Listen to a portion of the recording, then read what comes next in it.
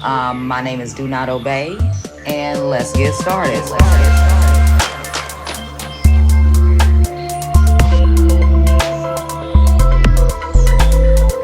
Let's get it.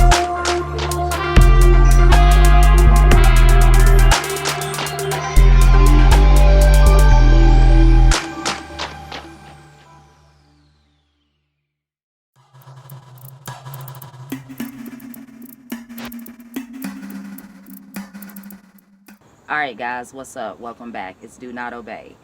And today we are going to be talking about the Lemurians. Now, I started doing this research a long time ago. I'm really heavily into David Icke, and he did an interview with an African man named Credo Mutwa. And I do have notes here, and I'm going to be reading off them. I hope it's okay.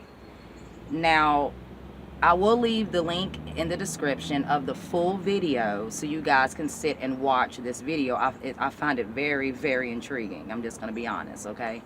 Now, Credo, like I said, he was an African shaman.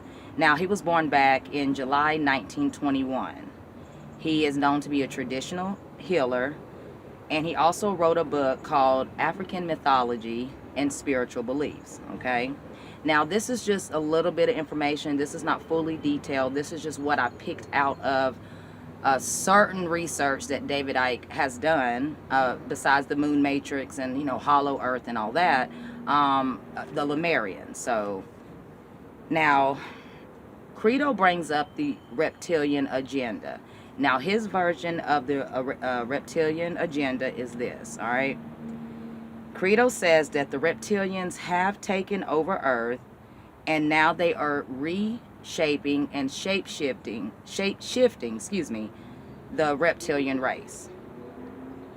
He says that they have controlled humanity for thousands of years, and that their bloodlines are tied into royal positions, political, and economic positions of power today.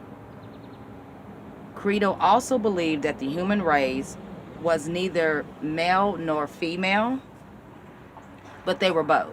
So he's basically, hermaphrodized. That's what I'm getting out of this. I'm getting hermaphrodized, right?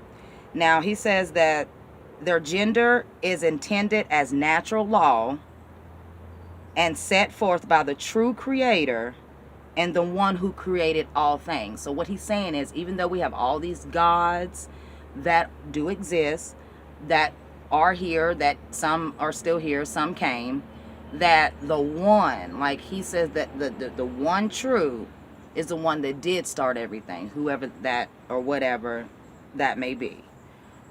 He said that they are able to reproduce mutually at will. So they didn't have to have intercourse to have sex. To have sex, Lord Jesus. They didn't have to have intercourse to reproduce. They could just, I think, reproduce. Like if they wanted a baby, I guess they would just have a baby. Like how certain plants could pollinate their own seed. I don't know, man. But anyway, and they did not communicate as far as speaking out loud. They spoke telepathically. So if you think about it, it kind of brings you to the Greys and, all of that, right? Now, the connections. Now, the Lemurians are connected to the early Atlanteans, okay? They possess a level of telepathic and mental abilities far beyond that which most of us are still capable of doing today, utilizing today. He's saying that we forgot who we all are, that we are able to do things that we think the superheroes in these movies do. We can do that. Now, the Lemurians and the Atlanteans had their own language, and it was separate. And they had a separate numeric and alphabetical system, right? Now, I'll put a note here on the side of my notes, and I want to read you guys this. And we'll jump back into the Lemurians, all right? Now, it says the human race progressed and evolved on its own without influence of extraterrestrial beings between its inception of 100,000 years ago and about 75,000 years ago. With the initial extraterrestrial contact, when it was made between the early Atlanteans, and they all aligned races from Sirius and the Pleiades and the Orion system. Now, this is when things, I believe, changed a long time ago.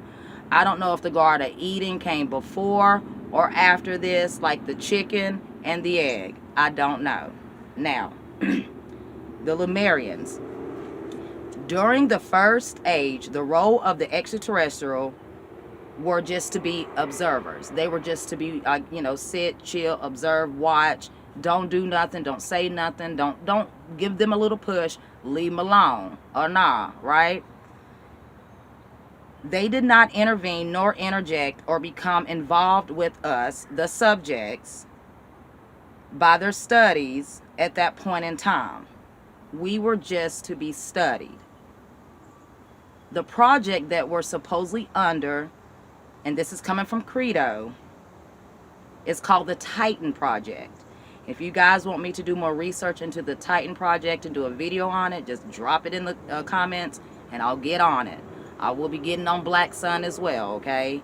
And YouTube has, sometimes they erase my comments and I have to go find them, and it's a lot. So don't ever think I'm ignoring any of you guys. I respond to everybody. Side note. Now, it was called the Titan Project. Now, within the Titan Project, these are the three groups from Sirius, star systems now. I'm not talking about the radio. From Sirius, the Pleiades, and Orion. These are the three groups. They were involved in this project. This is where the reptilian, the reptilian races differ.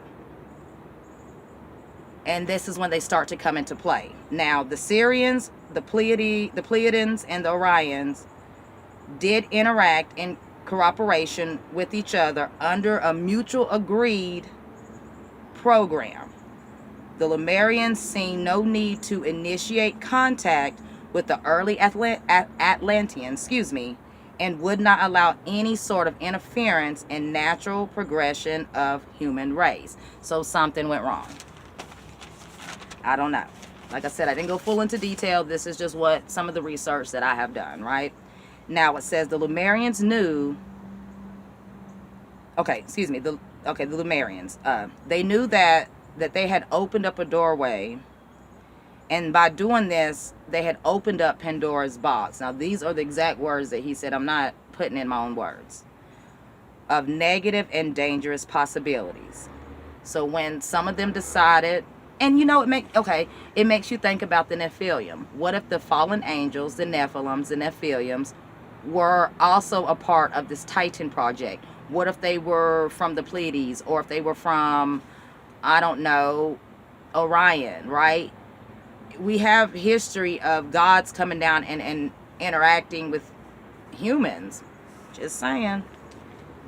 This is where the conflict, as time went on between the relations and what could be referred to as war between gods, which I was taught, in Sunday school, that there was a war in heaven. So I'm just saying, all this ties in. It's just different players, different faces, and different factors. But what if everybody is right? So it was known to be called the war between gods. Also in the Greek and Egyptian mythology as well. The human race was genetically engineered by the reptilian extraterrestrials alone in a misconception won by war between gods. Note gods. This was established with the early Atlantean people. So that, I think that was the first taint. This is when the human or whatever, right? I don't even know what we are, guys. What if we're not even, whatever. I'm not even going to go there. This will be an hour-long video. But the point is, okay, so that's probably when, let's say, if you want to go back to Prometheus in the movie and the black goo. Let's just say we all got the black goo in us, in a sense. That's when we were tainted, right? So they came in contact with the Atlantean people, direct contact with them, and a program was initiated. They called it a program, honey. We are still in it. Shortly thereafter, the god Poseidon began to conduct physical, sexual involvement with human beings. Then it makes you think about bestiality. Makes you think about minotaurs and mermaids, right? half man, half fish, half woman. Just saying. So, sexual involvement with human beings. When the gods began to physically interbreed with the Atlantean people, we started to see the induction. Excuse me, excuse me for that. We started to see an induction of the royal bloodlines who were put in position of power and ruleship over the Atlantean people a long time ago. And I added the long time ago. So my thing is, when they came to mate with the Atlantean people, are we the Atlantean people? Are we the aliens? What are we? Who are we? I don't know. But my point I'm trying to bring is, and hopefully if anybody has any, more information to give, this goes on for days. This is just could be a part one. But so if I come down and I'm infiltrating this race, right, of people, I'm not talking about color, I'm talking about the human race, let's just call it that, or the Lemurian race, and you would want your people to be on top. I don't think you would want to come down and interbreed with whoever and then y'all be lower and be controlled. So the thing is, what I'm saying is, when we talk about the New World Order, the powers that be, the elites, certain gods, I believe that those are the infiltrators. Those are the bloodline gods. And the reason why the political system is ran the way it is, and the reason why I believe that the world is the way it is because it started back then when this program called the Titan Project, which was started out to be something, just a group study of, us or whoever we are. And then it changed. And then we all have been tainted. So I don't know how to end this. I don't know, maybe this isn't the end, because it's really not. This is actually connected to the moon matrix. This has a lot to do with why the moon's up there. And Credo was a wonderful man. So just let me know, if you guys want to hear anything about Hollow Earth and the moon matrix. This is just research, certain opinions, certain theories that I have. And like I always say, guys, do not obey. Stay woke. Peace.